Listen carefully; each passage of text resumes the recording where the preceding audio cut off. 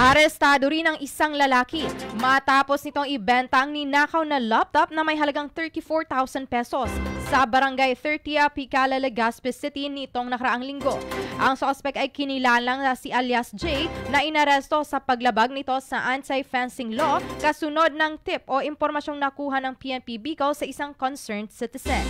Bandang 9:30 p.m. nang nasabing o nang naturang araw, nakatanggap umano ng report ang Legazpi City Police Station galing sa concerned citizen na namataan na ang suspect na binebenta ang laptop. Agad ding kinumpirma ng isang biktima ng burglary o panloloob na ang binebentang gadget ay pareho sa laptop na ninakaw sa kanya habang ito'y namimili sa isang tindahan.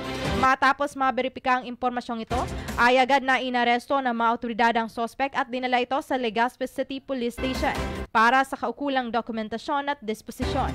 Ihahanda rin ang kaso na isasampa rito sa korte.